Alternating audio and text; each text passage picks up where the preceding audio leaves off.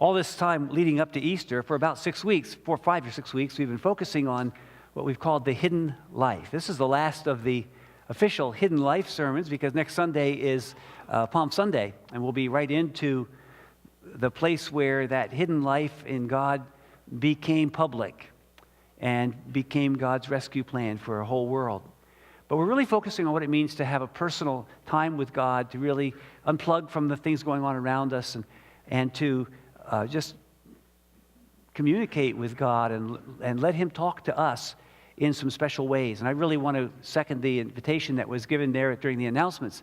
On Wednesday at 6:30, we'll be having our fourth session, and then the next week, during Holy Week, on Wednesday, we're going to do the last session, right? So we have 2 more to go because we lost one. We canceled for the storm that didn't happen, so we had it during the storm that did happen. That makes sense, right? But we had a great time here last Wednesday, and if you missed last Wednesday, please come on back. If you haven't been able to take part, maybe this Wednesday would work for you, and I can promise you that you will have a time with the Lord. And the testimonies that are coming out from folks that have been taking part have been very, very encouraging as the Lord has been speaking to individuals and speaking to us together as we get together and share and kind of find out that we aren't all alone in this process. So I want to encourage you to be here. And with that in mind, I just want to take you to one more feature of the hidden life that I think sometimes gets lost along the way. And I've titled the message, Are We There Yet?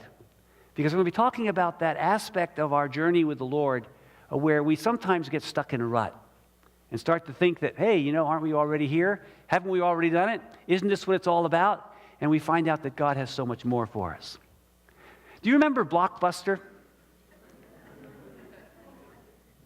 It was founded in 1985, way back in the days of, do you remember VCRs?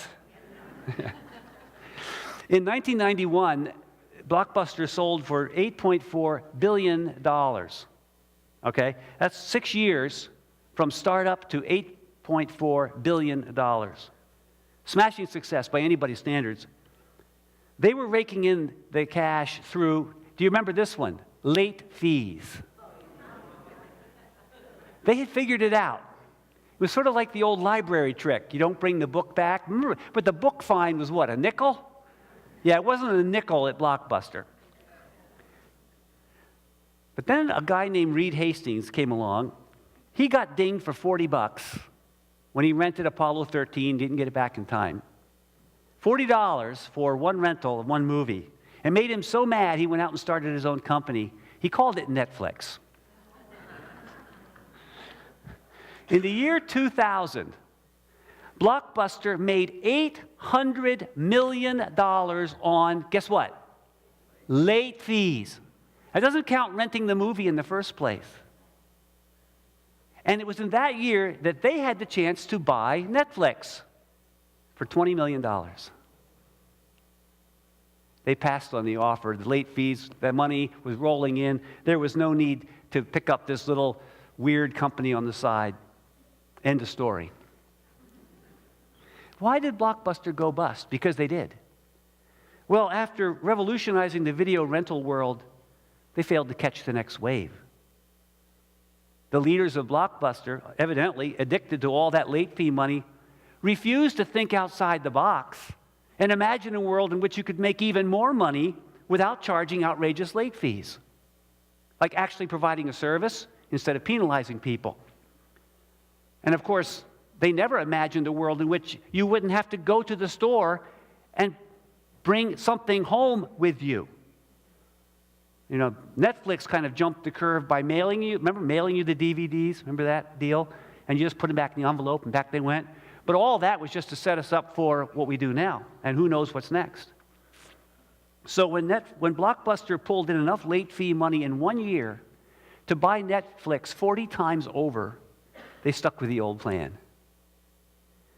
Now, Robert Quinn says that the fourth pitfall in our process of being transformed is the pitfall of stagnation. When we've experienced the excitement and the elation of a transformative time in our lives, something big has happened. We've stepped out in faith and we've taken that risk and we didn't know it was going to work, but then it works and we're like, oh, I can't believe I didn't do this before. This is so awesome. And we're at that high point. There's always a temptation to set up camp right there and fail to move on. After all, why would we stop doing something that's working so well? Now, the opposite of Blockbuster, in my mind, is not so much Netflix as another company, the one that starts with A, with a smile in the box. I read an article about Amazon a couple of years ago, and they were interviewing the author, the founder, Jeff Bezos, and they asked him, what his model was and whether it was stressful for him to be worrying about the end of the year, finances and all that. And he goes, no, we don't worry about that. He said, every other company around us is worrying about everything from 1 to 3 years out. He says, we're thinking 5 to 7 years out. So we don't compete with anybody. Because there isn't anybody else that is already on to the next thing. Even though the present thing might be looking so good, you'd never want to change it. You see, that's what Blockbuster failed to do. That's what we can fail to do. When God is doing something in our lives, and when we hit that point where things click, it's working together, this is great, and we want to just stay there, at that point, we do the Blockbuster move, we get stagnant, and we stop adjusting to the new things that are happening in our world. Transformation is a cycle. It started, as we saw a few weeks ago, with this dream. It goes on to uncertainty, taking those steps where we've never been before. Then it goes to that point of where it all clicks and where we're just excited and the transformation is happening and we're feeling like a different person and old things are passed away and all things are becoming new. But there's a fourth part of that, and that is when we create that new routine, not to get stuck there, but to start dreaming the next dream and moving on. You see, what happened to Blockbuster can happen to you and me. How tempting to think that yesterday's insights and transformations are good enough for today's challenges. But yesterday's victories were for yesterday's battles. Yesterday's victories were for yesterday's battles. This is a new day. No time to sit around stuck in a rut. If we do that, we're going to totally miss out on the next thing that God has in our lives. Now, I'll give you an example of this happening in the Scripture, and it involved our favorite disciple, Peter.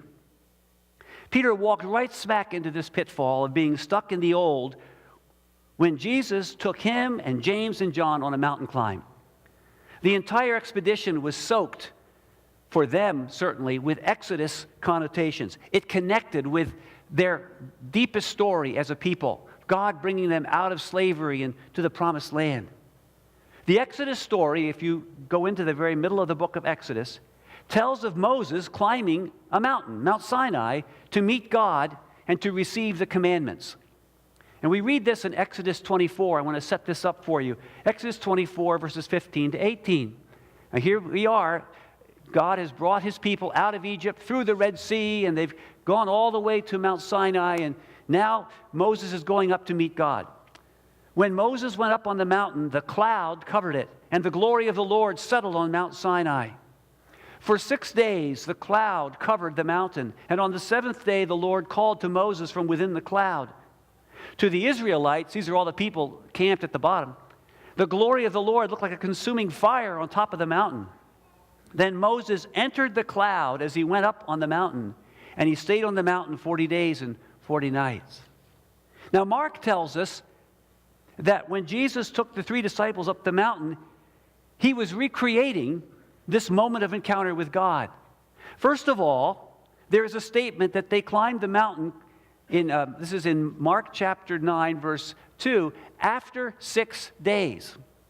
After 6 days. After 6 days, after what? Well, after the things that had happened before, of course. But why tell us that? Because you see, Mark is saying this is like Moses' journey. After the 6 days, this profound encounter with God. Like Moses, Jesus waited for a Sabbath, the 7th day, to make his journey up the mountain. This encounter on the mountaintop would be stepping into God's Sabbath, that for a moment, just for that brief moment, it would be that place where heaven and earth came together, the way they're going to come together when God has finished his work of restoring our world.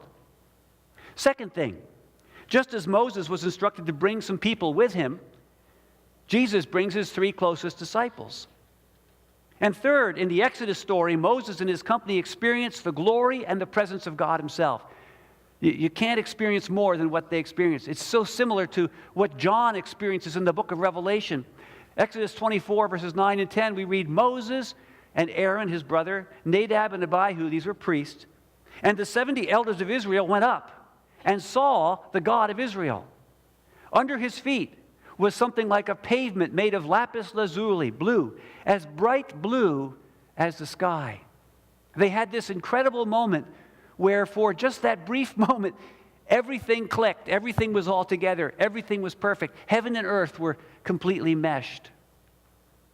And finally, Mark tells us that Jesus himself, when he was on top of the mountain, was transfigured or transformed so that his true identity and his true splendor could be seen. In Mark 9:3, we read of Jesus, his clothes became dazzling white, whiter than anyone in the world could bleach them. Mark tells us that Moses and Elijah appeared there with Jesus. Now, Moses and Elijah were 2 of the most important people in the entire Old Testament. Moses was the prophet who brought the law, and Elijah was the prophetic man who stood for all of the prophets that tried to keep people focused on the law. But both of them were people of the desert. Moses lived most of his life in the desert and led Israel on this desert journey. Elijah, if you read his stories, was a prophet who was always out there in the wild places, coming in and announcing something from God and then going back. And he too was at Mount Sinai. So you have these 2 people from this Old Testament story of God's people being in the desert where God meets them. And if you read the stories of Elijah and Moses, God met them personally on a mountaintop. Now they're together with Jesus. So is it any surprise that Peter speaks up the way he did? Because Peter's mind now is just exploding with all of these connections. It's like he's reliving these Bible stories. You know, we're doing exercises, right, Laura, where we go into the story. Well, Peter finds himself in the most amazing stories that he could remember as a kid learning in synagogue. And so he speaks up.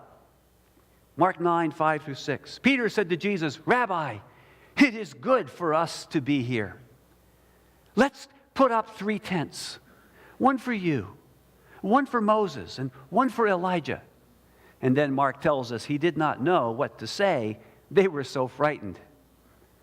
Now in the Exodus story, Moses met the Lord on a regular basis in a tent. It was aptly called the tent of meeting. Great, the tent of meeting. What do you do in the tent? Well, you meet God in this tent. And Moses would go, and this is what happened on the mountaintop. This is what happened in their Exodus journey. It was a place where God and Moses got together. You talk about finding the hidden life. That's where Moses found his hidden life in God, was in this tent. And when Moses would come out of these meetings with God, the Exodus story tells us that his face was glowing with the glory of God. It sort of freaked out the people. There was too much of God on Moses, and they made him actually put a cloth over his face. And they didn't want to even see this guy coming out of this amazing experience until it sort of faded away. And Peter is thinking in these terms as he sees it all happening all over again. Jesus is glowing with the glory of God. Moses and Elijah are there to validate Jesus and to affirm that this is the Exodus, when God comes to his people, leads them to victory. I think Peter was right back there in that old story saying, whoa, it's happening all over again. This is the moment. This is what we've been waiting for. No need to go further. It's good for us to be here. It's good for us to be here. Let's put up a tent. One for you, one for you, one for you. Let's make this permanent. Let's keep this moment. Let's never go back down the mountain. You see already the danger of getting stuck in a rut? Nothing wrong with this experience. It's God's doing this thing, right? This is an amazing experience. But Peter is already trying to capture it. What do they say? Catching lightning in a bottle, right? Trying to catch that moment and just hang on to it. You know how we do, right? Wait. And then afterwards you look at him and it's like, that's not exactly how I remember it. It was so much bigger. It was so much better. But there was Peter trying to selfie this moment. Put it on his Facebook page. The most important thing on that mountain is what happened next. Verses 7 and 8. Then a cloud appeared. Remember, that goes back to that Exodus story too, when the cloud rolled in over Sinai. Then a cloud appeared and covered them, and a voice came from the cloud. This is my son, whom I love. Listen to him. Suddenly, when they looked around, they no longer saw anyone with them except Jesus. Now, the cloud that overshadowed them was the cloud of God's presence, just like in the Exodus story. It was appearing on the mountain, just as it had appeared over God's sanctuary in the desert at the end of the book of Exodus. What Peter was not doing here, I think, is he was not really following the journey all the way through, because the Exodus story ends on its highest note. Chapter 40, after they've been to Mount Sinai and they've got all these rules and regulations and they have all these instructions for building this special movable temple for God, and they build the whole thing, and you're reading it and you're going on and on and on and on of all the furniture and all the posts and all the little veils and curtains and strings and pegs, and you're like, okay. And when you get to the end, they set the whole thing up, and then God shows up and moves in. And that's when the book ends or goes on to the next story in Leviticus. That's the climax. So when that cloud rolls in and God speaks, now we're really at the moment. The Moses thing and the Elijah thing and Jesus glowing with glory was just a warm-up for the real deal. But when God makes his announcement, Moses and Elijah are no longer present. He's saying, I know this is like the old Exodus, but this isn't the old Exodus. This is a new thing I'm doing. And when they looked, the only person they saw was Jesus. We don't even have any indication that he was still glowing with all of that glory. It's almost like the spell was over. There's Jesus, all by himself.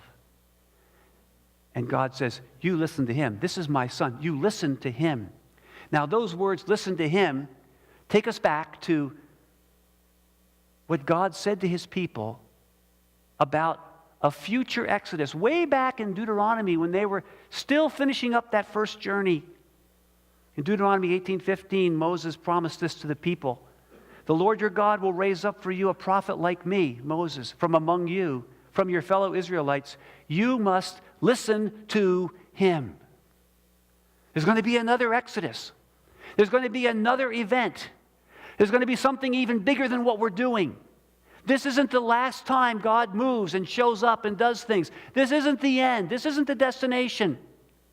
There's going to be another person like me come, and he's going to be God's prophet. You listen to him. Well, here God speaks those words from the cloud. This is my son whom I love. Listen to him. Now the new prophet that God had promised, that Moses had promised, is on the mountain. This is no remake of the old Exodus journey. This is not going to be about leaving a pharaoh or conquering a pharaoh or a Roman emperor, and conquering land and setting up a little kingdom and having a new King David and doing the geography thing. This is a brand new Exodus, one in which God sheds his light over the whole world. And so therefore, this is no time to pitch tents and try to recapture an old moment. This is time for a new journey. God's announcing that this new Moses is none less than his son. This is not even just an ordinary human being who's just going to be here for a few years and then we'll just do the cycle over and over. God says, no, I'm present now. In the presence of my son, I am present.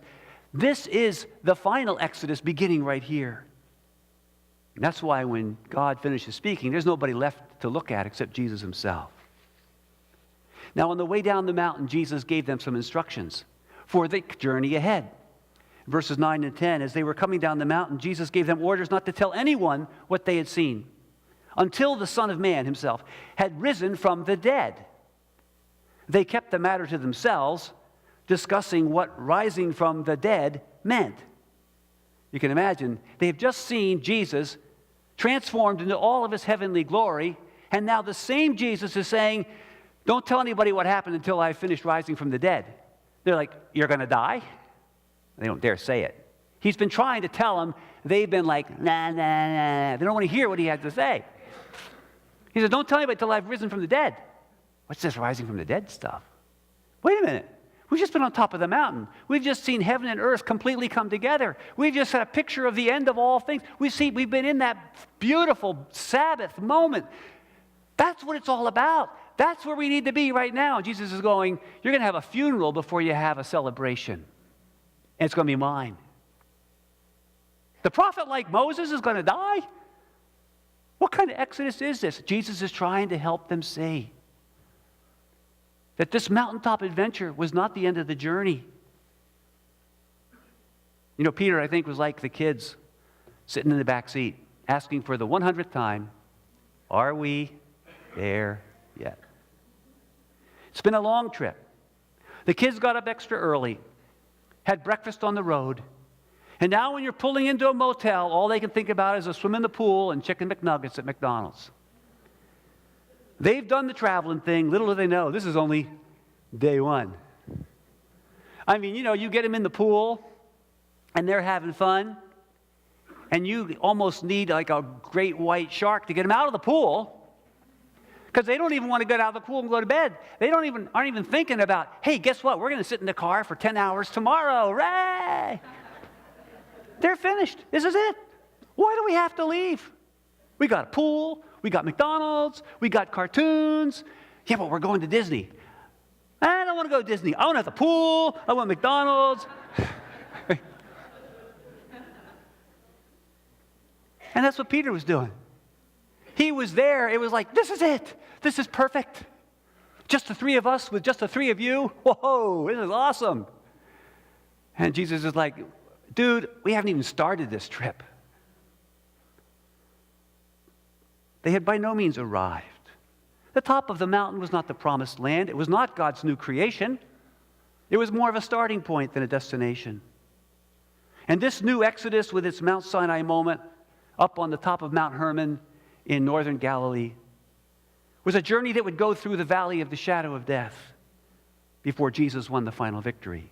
Resurrection, yes, but only after dying on a Roman cross. Now you see, following Jesus is our Exodus journey. There will be many times when we want to ask him, are we there yet? Or aren't we there yet? Because we may like where we are, or we may feel like we've arrived. Or we may not want to go any further. We're tired, we're discouraged. It's like, I don't want to get back in that car again, Lord. Let's just say this is it right here. Feel like looking at the Lord sometimes, don't you? And saying, you don't want me to step out in radical faith again, do you? Wasn't that last faith test a big one? I mean, that scared me half to death, and I did it, and isn't that good enough? Little secret with God, there's no such thing as good enough. Because he sees more that he can do in our lives. He sees capabilities and possibilities and transformations that we can't even begin to imagine. The butterfly, as you well know, begins its life journey as a tiny egg glued to the underside of a leaf. And then it goes through a transformation. The egg becomes a caterpillar. And yet, as we know, that's only the first transformation. That caterpillar will spin a cocoon and give up on caterpillarism. It'll become that little chrysalis. And from that cocoon will emerge the adult butterfly. You know what? There are no shortcuts to that process. That little egg doesn't get to go, let's see, do I want to do caterpillar or butterfly? Which one do I want to do? You go through cycle, cycle, cycle. And that's how that amazing metamorphosis, that transformation happens. Same thing is true for you and me. We're going through cycles of God changing us, of transformation. And each one takes us to where we can then take the next faith step.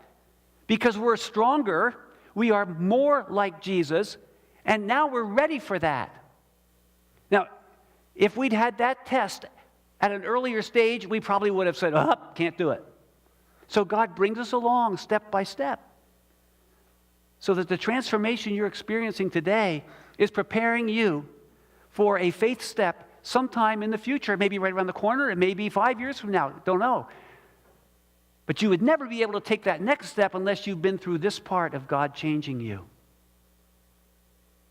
Key thing to remember, He's never done working on us.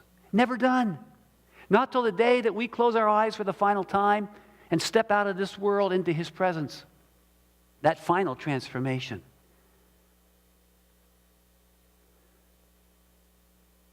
Be very, very tempting to be like Peter, because Peter's just an example of all of us, and just decide either I'm too tired to move on, or no thank you, I like where I am. The pool and the McDonald's McNuggets are great, and this is good enough vacation. I don't want to see Disney. We can just get there. And I want to challenge you that the deepest and most important part of the hidden life is not the transformation you just experienced, but the one you haven't found yet.